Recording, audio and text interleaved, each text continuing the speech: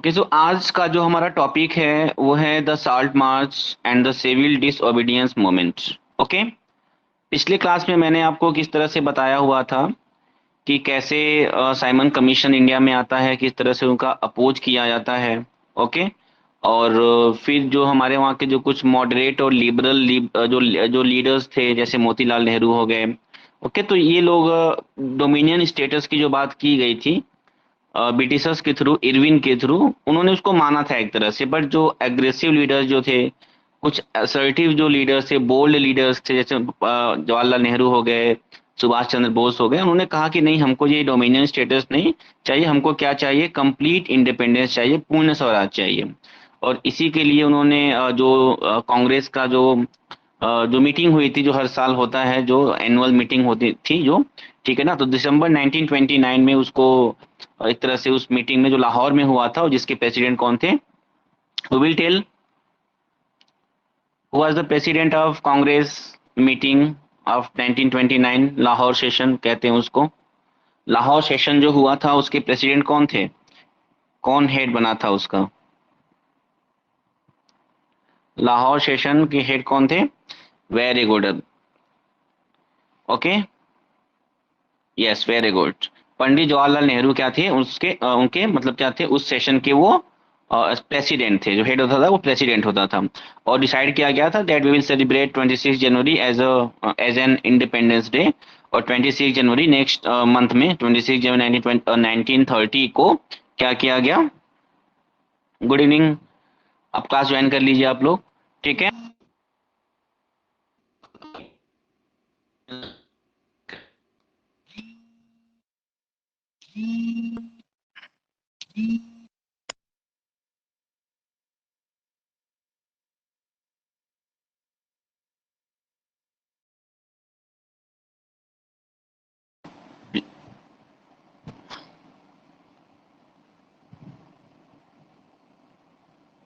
ये क्या हुआ?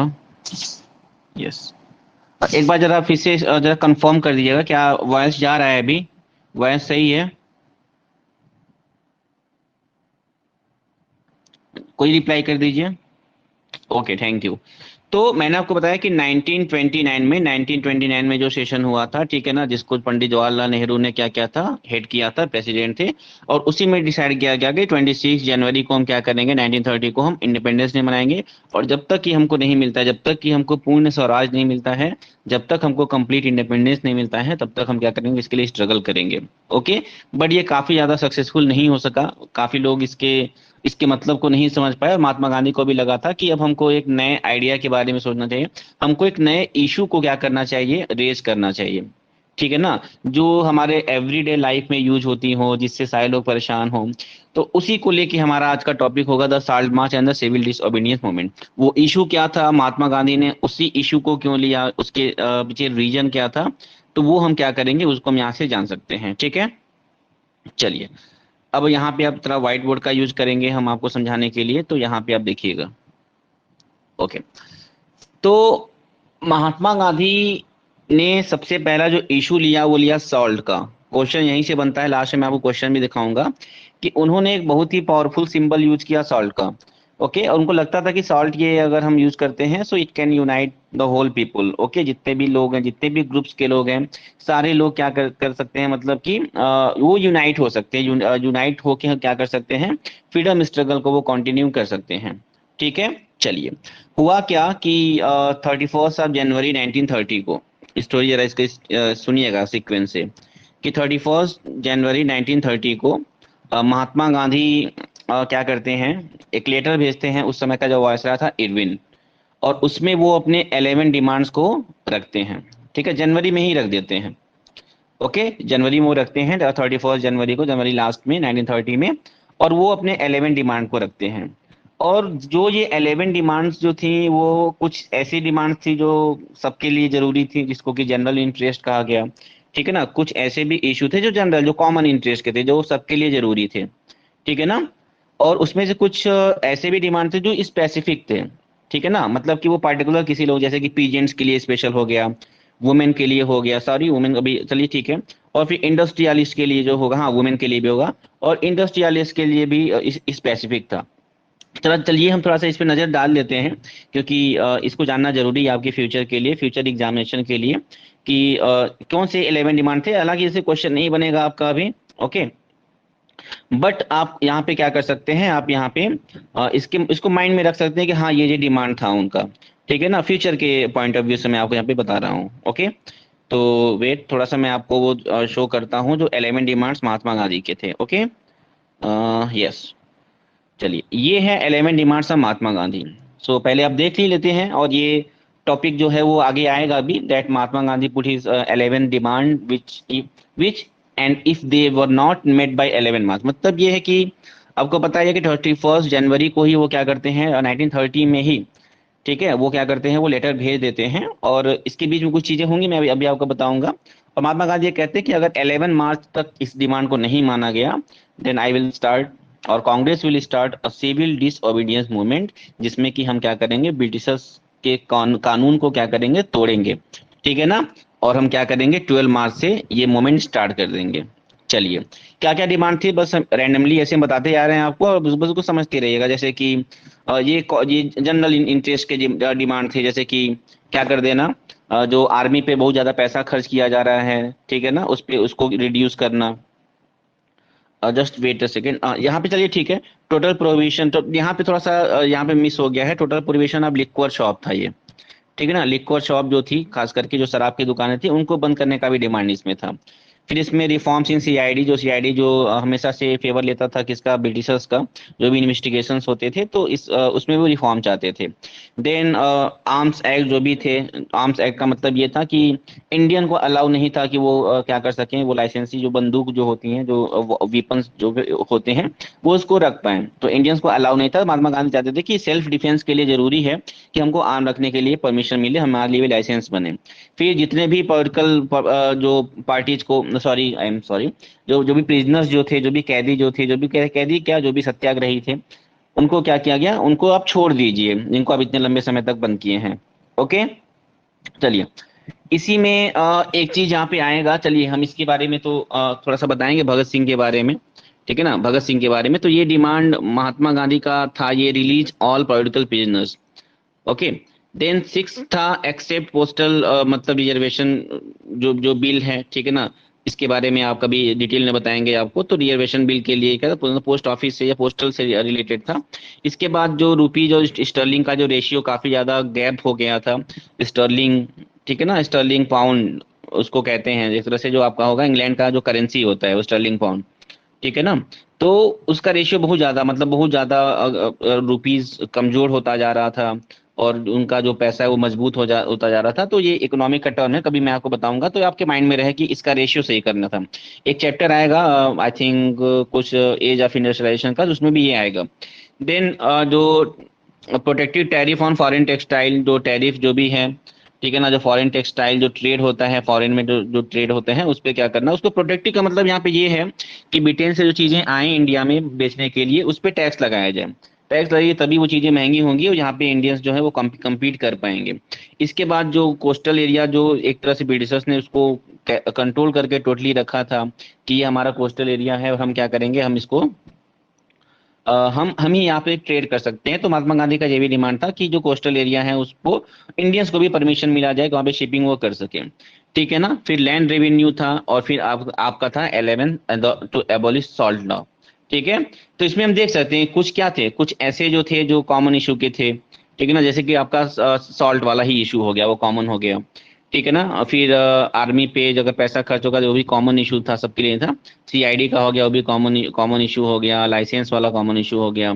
लेकिन अगर हम यहाँ पे देखते हैं, अगर हम ये लिक्वर शॉप की देखते हैं, तो इससे वुमेन बहुत ज्यादा परेशान थी, ठीक है ना। लिक्वर शॉप से, शराब की दुकान की वजह से वुमेन बहुत ज्यादा परेशान थी। तो जैसे कह सकते हैं कि वुमेन के लिए एक स्पेशल काम किया था महात्मा गांधी ने, ठीक है। फिर यहाँ पे अगर हम देखें कि इधर अगर देखें रुपी स्टर्लिंग जो, तो ट्रेड में काफी प्रॉब्लम होता था। तो इंडिया के जो इंडस्ट्रियलिस्ट जो थे, जो छोटे मोटे बिजनेसमैन थे, उनको बहुत ज्यादा प्रॉब्लम होता था, ठीक है ना। इनका रुपीज कम होता था, उनका स्टर्लिंग बहुत ज्यादा हो जाता था। तो इसके लिए इंडस्ट्रियलिस्ट के था ये फॉरेन टेक्सटाइल भी इंडस्ट्रियलिस्ट के था, कोस्टल शिपिंग भी इंडस्ट्रियलिस्ट के था। ये फिर अगर बात करें लैंड रेवेन्यू, तो ये पीजेंट्स के लिए था, ओके, स्पेशली पीजेंट्स के लिए था। तो एक तरह से हम देख सकते हैं कि महात्मा गांधी ने हर एक ग्रुप को क्या करना चाहा, एक करना चाहा, सारे प्रॉब्लम को वहां पे, इसलिए वो उन्होंने क्या किया, सम अप किया, ताकि सभी लोग इस मूवमेंट में क्या हो सके, पार्टिसिपेट कर सके और ये मूवमेंट सक्सेसफुल हो सके। So it were the these were the what 11 demands of Mahatma Gandhi. Okay, ये 11 डिमांड जो थे वो महात्मा गांधी ने इसको लिया था। ये ब्रॉड क्यों था? क्योंकि महात्मा गांधी सबको क्या चाहते थे, एक साथ वो लेके आना चाहते थे और कैंपेन को स्टार्ट करना चाहते थे। और खास करके उन्होंने सॉल्ट से इसको स्टार्ट क्यों किया? क्योंकि ये एक ऐसी चीज है ये, जिसको सारे लोग, चाहे वो रिच हो पुअर हो, सभी लोग इसको क्या करते हैं, यूज करते हैं।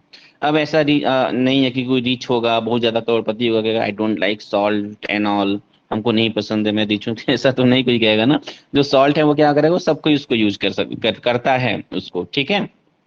चलिए, तो महात्मा गांधी ने ये देखा कि सॉल्ट पे क्या है, इसको जरा मैं इस स्क्रीन को अगर हटा दूं तो सही रहेगा। अभी मैं व्हाइट बोर्ड को लाता हूं सामने। चलो, तो यहाँ पे अगर हम लोग देखें तो क्या मिलेगा हमको कि महात्मा गांधी ने सॉल्ट को सबसे पहले क्या किया, इस इशू को लाया, क्योंकि इससे ये ऐसी चीज थी जो सबको एक साथ ला सकती थी और सभी लोग इसको सेम वे में यूज करते हैं। ओके, और प्रॉब्लम क्या था, तो सॉल्ट को बनाने का, उस पर टैक्स लगाने का, सब जो मोनोपोली जो है, मोनोपोली को आपको पता ही होगा, किसी एक का कंट्रोल, तो जो टोटल जो कंट्रोल वो किसका था, ब्रिटिशर्स का था। इसीलिए महात्मा गांधी ने इसको सबके सामने लाया और बताया कि कितने ज्यादा ऑपरेसिव हैं ये ब्रिटिशर्स, अपने मतलब कितने ज्यादा वो निर्दयी हैं, ठीक है ना, ब्रिटिशर्स, कि वो इवन इस कॉमन सी चीज पे भी क्या कर रहे हैं, टैक्स लगा रहे हैं और सारा पावर अपने हाथ में ले लिया, ठीक है।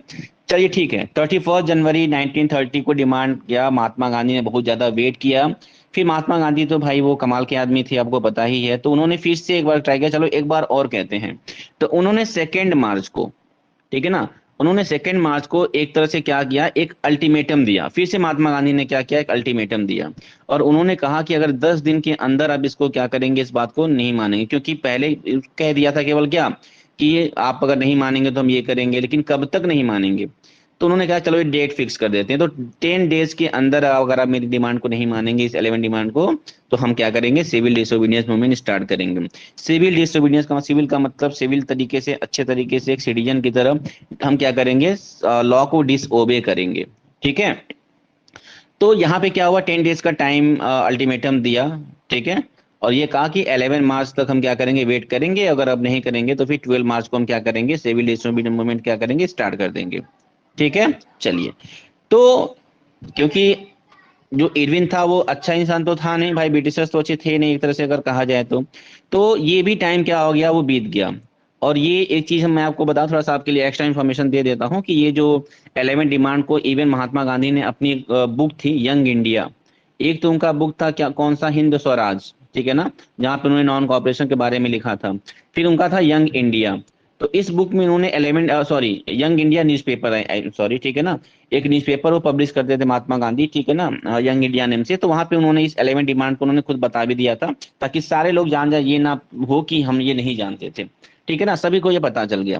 फिर भी इतने मतलब कि रिक्वेस्ट के बाद भी इन्होंने मतलब कि ब्रिटिशर्स ने इनकी बात को क्या किया, माना नहीं, मतलब कि इरविन किसी भी तरह से नेगोशिएट नहीं करना चाहता, नेगोशिएट का मतलब कॉम्प्रोमाइज वो नहीं करना चाहता था, ठीक है। तो महात्मा गांधी ने देखा कि अभी ऐसा कुछ नहीं होने वाला, 11 मार्च का भी टाइम बीत जाता है। Then Mahatma Gandhi started his famous what movement which was known as a salt march of 12 March. So 12 March को महात्मा गांधी क्या करते हैं, इसमें कुछ एमसीक्यू बहुत ज्यादा बनेंगे, इसलिए मैं कह रहा हूँ आपको क्या करिएगा, आप इसको देखते रहिएगा, ठीक है। तो क्या करते हैं महात्मा गांधी 12 मार्च को क्या करते हैं, अपना एक फेमस साल्ट मार्च क्या करते हैं, स्टार्ट करते हैं। उनके साथ इनके 78 फॉलोवर्स थे, जिनको वॉलंटियर्स कहा जाता है, ठीक है ना। 78 लोग इनके साथ उस मोमेंट में स्टार्ट होते हैं। और ये मोमेंट स्टार्ट कहाँ से होता है, तो ये होता है गांधी जी के अपने आश्रम साबरमती आश्रम से। स्टार्ट कहाँ से होगा, साबरमती आश्रम से ये स्टार्ट होता है, गुजरात का एक शहर है ये, ठीक है ना। चलिए, साबरमती आपको पता ही है, साबरमती रिवर भी है वहां पे। तो साबरमती आश्रम से इसको क्या किया जाता है, साबरमती से इसको स्टार्ट किया जाता है। कितने लोगों के साथ महात्मा गांधी निकले थे, 78 लोगों के साथ, ठीक है ना। और वो कहाँ तक जाएंगे, तो एक इंडिया का मैप अगर आप देखेंगे थोड़ा सा शॉर्ट, दांडी आता भी है, तो एक कोस्टल टाउन था जिसका नाम था दांडी। भाई नमक बनाना है तो कोस्ट के पास ही तो जाना पड़ेगा। तो महात्मा गांधी जो सफर करते हैं वो होता है 240 माइल्स का, ठीक है ना, कितना, 240 माइल्स का वो डिस्टेंस होता है। और ये काफी प्लान तरीके से ये कहा गया, ये इसको किया गया था कि 240 माइल्स है, ठीक है ना। एक दिन में हम क्या करेंगे, 10 माइल्स चलेंगे, लोगों से मिलेंगे, बातचीत करेंगे, एक साथ लाएंगे। और 24 डेज के बाद हम क्या करेंगे, हम कहाँ पे पहुंचेंगे, डांडी पहुंचेंगे कोस्टल टाउन के पास, और वहां पे हम क्या करेंगे, सॉल्ट जो लॉ है उसको हम क्या करेंगे, ब्रेक करेंगे। ओके। कितने लोग, 78। डिस्टेंस कितना था, 240 माइल्स। एक दिन में कितना वो चले, 10 माइल्स। कितने दिन में पहुंचे, 24 डेज में। ये एमसीक्यू बनेगा, आप उसको क्या करेगा, उसको समझ लीजिएगा। ठीक है। महात्मा गांधी ने ये भी डिसाइड किया था कि वो एक मेन रूट से नहीं जाते थे, वो जो भी ऐसा रूट जो गांव गांव होके जाता था, वो उसको वो क्या करते थे, उस रूट से वो गए। ऐसा वो करते क्यों थे, तो ऐसा वो इसलिए करते थे कि वो अगर गांव गांव जाएंगे, हर एक जगह पे जाएंगे, लोगों से मिलेंगे, तो मैक्सिमम लोग उनके साथ आएंगे। यानी कि मेन रोड से चले गए, हाईवे पे चाय पीते पीते हुए मैं दांडी मार्च करने जा रहा हूँ, तो ये सब चीजें नहीं सही थी। ठीक है। तो महात्मा गांधी ने ये कहा, क्या कहा, कि हम गांव गांव घूम, मतलब कि जो भी रोड जहां तक मैक्सिमम विलेज को हम कवर कर सकें, हम उस रास्ते हम क्या होंगे, जाएंगे। ओके। चलिए। और जहां जहां वो जाते थे, रुकते थे, लोगों के साथ बैठ के खाना खाते थे, और उन्होंने वो बताते थे लोगों से कि स्वराज का मतलब एक्चुअली क्या है, और किस तरह से हम ब्रिटिश को डिफाई करेंगे। डिफाई का मतलब पता ही है ना, वही होता है डिसओबे। ठीक है ना, हम क्या करेंगे, कैसे हम ब्रिटिशर्स को क्या करेंगे, डिसओबे, उनके रूल का डिसओबे करेंगे। ठीक है। इसके बाद वो पहुंच जाते हैं 24 डेज के बाद। कब पहुंचते हैं, ठीक है ना, ऑन 6 अप्रैल। ठीक है ना, 6 अप्रैल को वो पहुंचते हैं कहाँ पे, डांडी, जो कि एक कोस्टल टाउन था। और वहां पे वो नमक उठाते हैं और उसको बॉयल करते हैं, पानी में गर्म करते हैं। ठीक है ना, वहां की मिट्टी को, उससे नमक अलग करते हैं। ओके। और इस तरह से वो क्या करते हैं, वो सॉल्ट को मैन्युफैक्चर करते हैं, बनाते हैं। तो जब महात्मा गांधी ने सॉल्ट को मैन्युफैक्चर किया, और मैन्युफैक्चरिंग की जो मोनोपोली जो थी, मैन्युफैक्चरिंग का जो टोटल कंट्रोल था, वो किसके पास था, ब्रिटिशर्स के पास था। तो इस तरह से महात्मा गांधी ने कानून को क्या किया था, तोड़ा था। बहुत सिविल तरीके से तोड़ा था, एक सिविलियन की, एक अच्छे सिविलियन की तरह तोड़ा था। इसीलिए इस मूवमेंट को कहा जाता है क्या, civil disobedience movement. Salt march is a part of civil disobedience movement, ये आप याद रखिएगा। साल्ट मार्च ही सिविल डिसोबीडियंस है, सिविल डिसोबीडियंस ही साल्ट मार्च है, ये गलत है। ठीक है ना। ये जो साल्ट मार्च था, वो सिविल डिसोबीडियंस का बिगनिंग था, स्टार्ट था। इसके अलावा बहुत सारी चीजें आगे हम देखेंगे जो हुई हैं इस मार्च में। ठीक है। चलिए। तो इस तरह से क्या है कि अब ये क्वेश्चन आता है that which incident mark the beginning of civil disobedience movement, कि कौन सा इंसिडेंट जो जो था, ठीक है ना, वो सिविल डिसोबीडियंस का बिगनिंग था। स्टार्ट किससे हुआ, तो बताएंगे आप, साल्ट मार्च से। ठीक है। चलिए। अब यहाँ पे कुछ क्वेश्चन आता है आपका, मैं आपको बहुत अच्छे से उसको लिखवाया भी हूँ। यहाँ पे एक पॉइंट दिया है, ज्यादा नहीं दिया, बट वो क्वेश्चन आ जाता है। वो है कि नॉन कॉपरेशन मूवमेंट और सिविल डिसोबीडियंस मूवमेंट में क्या था, वो डिफरेंस क्या था। तो एक लाइन में अगर देखें, तो उसमें हम देखेंगे कि नॉन कॉपरेशन में केवल ये कहा गया था कि हम ब्रिटिश का कॉपरेशन नहीं करेंगे। ठीक है ना, वो कॉपरेट नहीं करेंगे। लेकिन सिविल डिसोबीडियंस मूवमेंट दोनों चीजें थी, कॉपरेट भी नहीं करना है, और जो भी लॉ बनाया गया है उनको हमको क्या करना है, उनको डिसओबे करना है, उनको तोड़ देना है। ठीक है। तो इस तरह से ये मोमेंट और स्टार्ट था। और भी चीजें बहुत, 2-3 पॉइंट हम लिखवाएंगे, ताकि 3 मार्क्स या 5 पॉइंट ही लिखवा देंगे, 3 मार्क्स में ही आता है, जिससे आप उसको आंसर लिख सकें कि क्या क्या रीजन थे। जैसे वुमेन का पार्टिसिपेशन नॉन कॉपरेशन में नहीं था, इसमें कुछ ज्यादा ही था। ठीक है ना, तो ये सारी चीजें हम क्या करेंगे, आपको बताएंगे। चलिए, जब ये क्वेश्चन हम दिखाएंगे तब। ओके। तो अब मैं क्या कर रहा हूँ, अब मैं नेक्स्ट टॉपिक पे, तो नेक्स्ट पेज आप टर्न कर लेंगे, तो वहां पे वही यही यही सारी चीजें हैं कि नॉन कॉमन किस तरह से क्या था, वो डिफरेंस था। इसके बाद हम देखेंगे कि कंट्री पे, जगह जगह पे, ठीक है ना, जब ये साल्ट मार्च स्टार्ट हुआ और ये न्यूज पूरे इंडिया में स्प्रीड हो गई, सारे लोग इसके बारे में जान गए, तो जहां जहां पे लोग थे, खास करके जो भी, जब जहां भी उनको मौका मिलता था, अगर वो सॉल्ट, अगर सॉल्ट की मोनोपोली जहां पे होती थी, तो हर एक कोस्टल टाउन पे जाके क्या किया गया, सॉल्ट को मैन्युफैक्चर किया गया, और सॉल्ट लॉ को ब्रोक किया गया, तोड़ा गया। ओके। इसके साथ साथ जो सॉल्ट फैक्ट्री हुआ करती थी, वहां के जो मजदूर थे, इंडियंस जो थे, ठीक है, उन्होंने वहां पे हड़ताल लग दिया, उन्होंने वहां पे डेमोन्स्ट्रेशन किया कि ये सॉल्ट जो है वो सबका है, और इस पे किसी की मोनोपोली नहीं होनी चाहिए, किसी एक का कंट्रोल नहीं होना चाहिए। ओके। इसके साथ साथ और भी चीजें वहां पे हुई, जैसे कि मोमेंट को जब स्प्रीड हुआ, तो फॉरेन क्लॉथ को भी जलाया गया, लिक्वर शॉप, जो शराब की दुकानें हैं, उनको तोड़ दिया गया, तालाबंदी कर दी गई। ठीक है ना। गांव में भी, अब गांव में तो सॉल्ट नहीं है, तो वहां पे वो क्या करेंगे, तो उन्होंने, क्योंकि 11 डिमांड महात्मा गांधी का तो पता था, तो उन्होंने ये कहा कि महात्मा गांधी ने सिविल डिसोबीडियंस मूवमेंट स्टार्ट किया, इसलिए अब हम क्या करेंगे, रेवेन्यू नहीं देंगे। जो गांव में गांव की देखभाली करने के लिए जो चौकीदार, देखभाली क्या, गांव वालों से टैक्स लेने के लिए चौकीदार हुआ करते थे, वो भी टैक्स विलेजर्स को ही दिया जाता था। सपोज करो ये गांव है ना, अगर ये गांव है तो ब्रिटिशर्स को दिक्कत होता था कि इससे जगह जगह पे टैक्स, हम लैंड रेवेन्यू कैसे लें, तो वहाँ पे क्या करते थे, अपने एक ऑफिसर को बैठाते थे जिसको चौकीदार कहा जाता था। तो अब इसकी जो सैलरी होती थी वो कौन देता था, वो विलेजर्स ही देते थे। तो ऊपर से ये टैक्स सबसे ले रहा है, और ऊपर से क्या है, सैलरी आपको क्या करना है, ये खुद विलेजर्स इनको देते थे। तो चौकीदारी जो टैक्स था उसको भी उन्होंने क्या किया, बंद कर दिया गया। बहुत सारे जगह पे जो विलेज ऑफिशियल्स थे, जो भी इंडियन एक तरह से जो ऑफिसर्स थे, ऑफिसर क्या, जो भी एम्प्लॉय जो थे, उन्होंने रिजाइन कर दिया। ओके। और जगह जगह पे उन्होंने क्या किया, उनको मतलब कि जगह जगह पे इस महात्मा गांधी को कि इस मूवमेंट को सपोर्ट किया। इसके साथ साथ जंगलों में रहने, जो फॉरेस्ट में जो लोग रहते थे वहाँ पे अब क्या करेंगे, तो वहाँ पे उन्होंने जो भी फॉरेस्ट लॉ बनाए गए थे कि रिजर्व फॉरेस्ट में आप एंट्री नहीं कर सकते हैं, ये लॉ बनाया गया था। ठीक है ना, तो इसको फॉरेस्ट लॉ कहा गया। ठीक है, तो इसको भी उन्होंने क्या किया, तोड़ दिया, और फिर लोग रिजर्व फॉरेस्ट में जाने लगे और वहाँ पे लकड़ी और जानवरों को चराना भी शुरू कर दिया। ओके, चलिए, कैटल का मतलब क्या होता है, जानवर होता है। नेक्स्ट वी विल सी कि अब ये जो मोमेंट जो चल रहा था, इससे अब ब्रिटिशर्स काफ़ी परेशान हो गए थे। अरे यार, ये बहुत लंबा चौड़ा, ये काफ़ी ब्रॉड लेवल पे ये स्टार्ट हो गया है, नॉन कॉपरेशन से ज़्यादा ये ब्रॉड लेवल पे आ गया है। तो इससे वो बात, जो कॉलोनियल गवर्नमेंट काफ़ी ज़्यादा परेशान हुई, और उन्होंने एक एक करके सारे लीडर को क्या किया, मतलब जितने इंपॉर्टेंट लीडर्स थे उनको गिरफ्तार करना शुरू कर दिया कि मोमेंट की लीडर को हम क्या करेंगे, गिरफ्तार करेंगे, अरेस्ट करेंगे, और फिर मोमेंट शांत हो जाएगा। ठीक है, लेकिन इसका उल्टा ही हुआ कि जैसे जैसे लीडर को अरेस्ट किया जाता था, लोग और ज़्यादा गुस्से में आते थे, लोग और ज़्यादा वायलेंट हो जाते थे। ओके। इसी तरह से एक मैं आपको थोड़ा सा इसके बारे में बता दूं ताकि आपको फ्यूचर में भी दिक्कत ना हो, कि ये पहले पूरा का पूरा इंडिया ऐसे हुआ करता था। तो एक तरह से इधर का जो इस फ्रंट का मतलब, फ्रंट का मतलब होता है बॉर्डर, तो इस बॉर्डर पर मतलब कि वेस्टर्न, ठीक है ना, नॉर्थ वेस्टर्न जो इंडिया का जो पार्ट था, यहाँ पे एक लीडर थे, बहुत ही डिवोट डिसिप्लिन थे। डिवोट का मतलब क्या होता है, DEVOUT। डिवोट का मतलब होता है एक तरह से ट्रू, सच्चा। तो उनकी बहुत के बहुत सच्चे या बहुत प्रिय जो शिष्य थे, उनका नाम था खान, क्या, अब्दुल गफ्फार खान। तो अब्दुल गफ्फार खान को हम एक तरह से फ्रंटियर गांधी के नेम से जानते हैं। और प्लीज, बहुत ज्यादा जीके में या फिर जो भी कॉम्पिटेटिव एग्जाम्स होते हैं पूछता है that which leader is known as what, frontier Gandhi. तो जिस तरह से गांधी जी पूरे इंडिया में सिविल डिसोबीडियंस मूवमेंट को स्टार्ट कर रहे थे, अब्दुल गफ्फार खान, इसीलिए अब्दुल गफ्फार खान को हम किस नेम से जानते हैं, अब फ्रंटियर गांधी के नेम से हो। ये यहाँ पे हो सकता है, यहाँ पे ना हो, बट आप ये माइंड में रखिएगा। ठीक है, चलो। तो इनके जो शिष्य जो थे एक तरह से महात्मा गांधी के, कौन थे, अब्दुल गफ्फार खान। ओके। तो इनको भी क्या किया गया, जो ये पेशावर, ये पूरा का पूरा किया था पाकिस्तान, एक तरह से क्या हुआ, वॉइस कट हो रहा है क्या, सभी लोग बताएंगे। तो मौसम सही नहीं है तो हो सकता है ऐसा हो।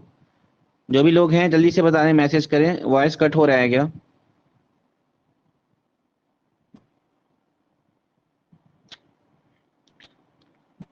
अच्छा, ठीक है, ठीक है, दिक्कत होगा तो फिर मैं उसको देख लूंगा एक बार और। ओके, चलिए। तो यहाँ पे मैं आपको बता कि महात्मा अब्दुल गफ्फार खान को जैसे ही अरेस्ट किया जाता है, तो ये पूरा का पूरा जो पेशावर वाला जो एरिया है, ओके, ये पेशावर वाला जो एरिया है, ठीक है ना, पेशावर वाला एरिया, वहाँ पे काफी ज्यादा लोग वायलेंट हो जाते हैं कि उनके एक इतने बड़े लीडर को क्या किया गया, अरेस्ट कर लिया गया पेशावर में। फिर वहाँ पे क्या हो गया कि वहाँ पे बहुत सारा मतलब कि लड़ाई झगड़ा बहुत ब्रॉड लेवल पे चला गया, बॉम्बिंग भी हुई, पुलिस फायरिंग भी हुई, और बहुत ज्यादा लोग उसमें मारे गए। ठीक है। फिर एक मंथ के मतलब कि एक तरह से एक महीने के आसपास उसके बाद महात्मा गांधी को भी क्या कर लिया गया, अरेस्ट कर लिया गया।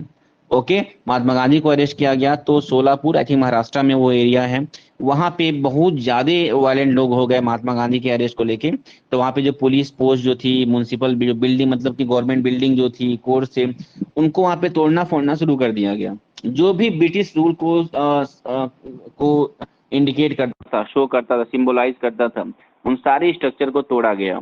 ठीक है। और इस तरह से अब ब्रिटिशर्स को ये लगा कि ये लोग इतने ज्यादा एग्रेसिव हो गए हैं, तो इनके लिए बहुत सीवियर पनिशमेंट देने की जरूरत है।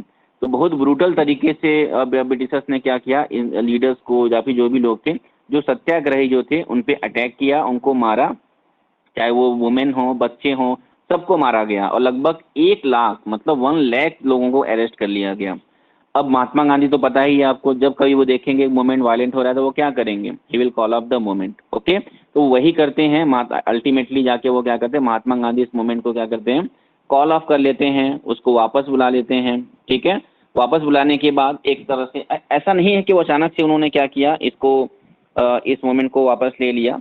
एक तरह से गांधी और इरविन के बीच में, ये लास्ट टॉपिक हम बता रहे हैं आज का, ठीक है ना, गांधी और इरविन के बीच में इसी बीच में एग्रीमेंट हो जाता है जिसको कि हम गांधी इरविन पैक्ट कहते हैं।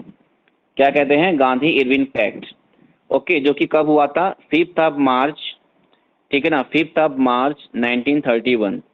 इस दिन हुआ गांधी इरविन पैक्ट। गांधी और इरविन जी एक साथ बैठे और ये क्या किया, इस तरह से लड़ाई झगड़ा होगा, मजा नहीं आ रहा है सब, तो इसको क्या किया गया, इसको बंद किया जाए। समझने की कोशिश करना, ठीक है। तो गांधी इरविन पैक्ट का मतलब महात्मा गांधी और गांधी जी की, सॉरी, महात्मा गांधी और इरविन के बीच में एक एग्रीमेंट होता है जिसमें गांधी जी किस डिमांड को मानते हैं, गांधी जी किस डिमांड को मानते हैं, वो ये मानते हैं क्या, कि हम क्या करेंगे, इस मोमेंट को अभी हम कॉल ऑफ कर रहे हैं, इस मोमेंट को हम वापस ले रहे हैं, ठीक है ना। और हम जो सेकेंड राउंड टेबल जो कॉन्फ्रेंस जो है, सेकेंड राउंड टेबल जो कॉन्फ्रेंस है उसमें हम पार्टिसिपेट करेंगे, क्योंकि इरविन ने वो क्या किया था, रिक्वेस्ट किया था कि आप क्या करिए, आप राउंड टेबल कॉन्फ्रेंस में पार्टिसिपेट करिए। मैंने कल वाले क्लास में आपको बताया था या पिछले वाले क्लास में कि फर्स्ट जो राउंड टेबल कॉन्फ्रेंस था उसको रिजेक्ट कर दिया गया था, किसके थ्रू, कांग्रेस के थ्रू, और थर्ड वाला भी रिजेक्ट किया जाएगा। केवल सेकंड ही ऐसा था, केवल दूसरा ही ये राउंड टेबल कॉन्फ्रेंस, और राउंड टेबल क्यों कहा जाता था मैंने आपको ऑलरेडी बता दिया है, उसको आप देख लेंगे, ठीक है। तो राउंड टेबल कॉन्फ्रेंस जो हुआ था लंदन में जो होता था, वहां पे क्या हुआ, महात्मा गांधी एग्री हो गए कि ठीक है मैं उस राउंड टेबल कॉन्फ्रेंस में क्या करूंगा, पार्टिसिपेट करूंगा। क्यों, क्योंकि वो चाहते थे कि ये जो लड़ाई झगड़ा हो रहा है, ये जो ब्रूटल रिप्रेशन हो रहा है, सप्रेशन हो रहा है, उसको बंद कर दिया जाए, ठीक है ना। और भी बहुत सारी चीजें थी, इसलिए महात्मा गांधी एग्री हो गए, ठीक है। एक चीज मैं बस यहाँ पे थोड़ा एक्स्ट्रा बताऊंगा जो काफी ज्यादा इंपॉर्टेंट है। सबसे पहले ये कि आप ये देखेंगे कि भाई इसको मैं कंप्लीट कर दूं गांधी इरविन पैक्ट में, तो क्वेश्चन 3 मार्क्स में आता है कि what were the conditions of, क्या हुआ, 3 राउंड टेबल कॉन्फ्रेंस हुआ था अब्दुल अजीज, 3 राउंड टेबल कॉन्फ्रेंस, ठीक है। तो इसमें मैं आपको क्या बता रहा हूँ कि अभी मैं क्या होता कि इरविन और महात्मा गांधी के बीच में जो ये पैक्ट हुआ था उसमें क्या थे, कुछ कंडीशन थे। तो what were the conditions of Irwin Gandhi pact, क्या करें, तो गांधी जी किस में रहा है कि वो क्या करेंगे, मूवमेंट को कॉल ऑफ करेंगे और सेकेंड राउंड टेबल में क्या करेंगे, वो पार्टिसिपेट करेंगे। इरविन या ब्रिटिशर्स किस बात को मानेंगे, तो वो जितने भी पॉलिटिकल प्रिजनर्स जो हैं, जितने भी कैदी हैं, उनको वो क्या करेंगे, उनको वो रिहा कर देंगे, उनको वो छोड़ देंगे, ठीक है। इसी बीच में जब इस बात को ब्रिटिशर्स ने ये माना कि ठीक है मैं क्या करूं, हम लोग क्या करेंगे, जितने भी कैदी हैं, जितने भी लीड जो भी एक तरह से सत्याग्रही जो हैं उनको हम छोड़ देंगे, लेकिन जिन लोगों ने बहुत बड़ा क्राइम किया है, खास करके भगत सिंह, राजगुरु और सुखदेव, उनको हम नहीं छोड़ेंगे, ठीक है। तो महात्मा गांधी के सामने ये कंडीशन आ गया।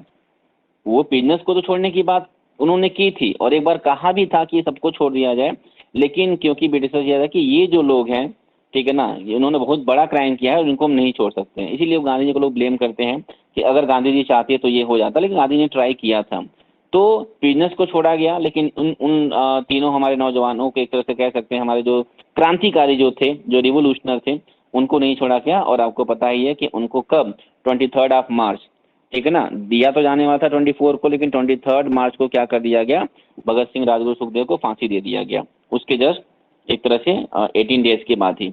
तो 5 मार्च को क्या हुआ, गांधी इरविन पैक्ट होता है। तो क्वेश्चन आपका आता है कि what was Gandhi Irwin pact, उसको हम क्या करेंगे, बता देंगे। इसके बाद कॉन्फ्रेंस में क्या हुआ क्या नहीं हुआ वो सारी चीज़ें हम कल डिस्कस कर लेंगे, थोड़ा बहुत ज़्यादा उसमें क्वेश्चन नहीं बनता है, ठीक है। तो एक बार थोड़ा सा इसको हम क्या करते हैं, इसका क्वेश्चन हम आपको बता देते हैं कि किस तरह से इससे क्वेश्चन आपका बनता है, ठीक है। वही है same, just wait a second, ठीक है। तो इसमें अगर ये 1 मिनट, इसमें तो हमको अभी आएगा। हाँ देखिए, क्वेश्चन यहाँ पे आता है, Mahatma Gandhi use salt as a powerful symbol of to unite nation, या जो भी क्वेश्चन है, जस्टिफाई। अब ये जस्टिफाई करें कि क्यों महात्मा गांधी ने सॉल्ट को क्या किया, सिंबल इसको यूज किया था और कैसे कैसे इसको स्टार्ट किया गया था, ठीक है। तो ये क्वेश्चन आपका आ जाता है। दूसरा क्वेश्चन देखते हैं है कि नहीं इसमें कुछ उसी से रिलेटेड, तो ये तो आंसर आपका हो गया। ये क्वेश्चन आता है विच इंसिडेंट मार्क, ठीक है ना, which incident mark the beginning of civil disobedience movement, कौन सा इंसिडेंट सिविल डिसोबीडियंस मूवमेंट का बिगिनिंग था, तो आपको बताएं salt march. How was the civil disobedience movement different from non cooperation movement, तो इसका आंसर मैंने बहुत अच्छे तरीके से नेक्स्ट पेज पे यहाँ पे लिखवाया होगा, और ये काफी एक यहाँ पे आप देखिए टेबल की तरह है, उसको आप बहुत अच्छे तरीके से क्या करेंगे, उसको लिख देंगे। ये पूरा का पूरा आंसर बहुत सही है, बहुत सटीक है। आप इसको क्या कर सकते हैं, अच्छे से इसको लिख लेंगे तो ये सारी चीजें आपकी क्लियर हो जाएंगी। ओके, साइमन कमीशन वाला देखो क्वेश्चन यहाँ पे मैंने डाल दिया हुआ है। साइमन कमीशन क्या था, गो बैक साइमन का नारा जो दिया गया था किस लिए दिया गया था, ये सारी चीजें कि क्यों उनको अपोज किया गया था, ये सारे क्वेश्चन भी मैं आपको आज सेंड कर दूंगा, ठीक है। और हाउ डू यू रिप्लेस, हाँ, फिर यहाँ पे क्या है, अभी मैंने जस्ट जो पढ़ाया कि किस तरह से ये जो सिविल डिसोबीडियंस मूवमेंट को रिप्रेस किया गया, कैसे खत्म किया गया, तो मैंने आपको बताया कि किस तरह से ब्रूटल तरीके से इसको वन बाय वन किस तरह से खत्म किया गया। महात्मा गांधी को अरेस्ट किया गया, अब्दुल गफ्फार खान को अरेस्ट किया गया, लोगों ने किस तरह से क्या किया, वहाँ पे क्लैश होता है, लड़ाइयाँ होती हैं पुलिस के बीच में और कांग्रेस के बीच में, ये सारी चीज़ें यहाँ पे आपको देखने के लिए मिलेंगी। इसके बाद हम देखेंगे evaluate the role of business class in civil disobedience movement, थोड़ा सा हो सकता है आगे का टॉपिक हो, बट मैं आपको इसको कल के टॉपिक में अच्छे से समझा दूंगा कि जो ये बिजनेसमैन जो थे वो किस तरह से इसमें पार्टिसिपेट करते हैं और किस वजह से करते हैं। महात्मा गांधी ने कौन सा उनका डिमांड, क्योंकि मैंने आपको बता भी दिया है हल्का फुल्का कि रूपी स्टर्लिंग जो फॉरेन जो रेशियो वो काफ़ी ज़्यादा प्रॉब्लम क्रिएट कर रहा था इंडियन ट्रेडर्स के लिए, बिजनेसमैन के लिए, इसीलिए उन्होंने इसमें पार्टिसिपेट किया था। ओके, और भी बहुत सारे क्वेश्चंस होंगे जिसको हम कल वाले क्लास में डिस्कस करेंगे, ठीक है ना। तो अभी मैं इस रिकॉर्डिंग मोड को क्लोज कर रहा हूँ, ठीक है, जस्ट वेट अ सेकेंड।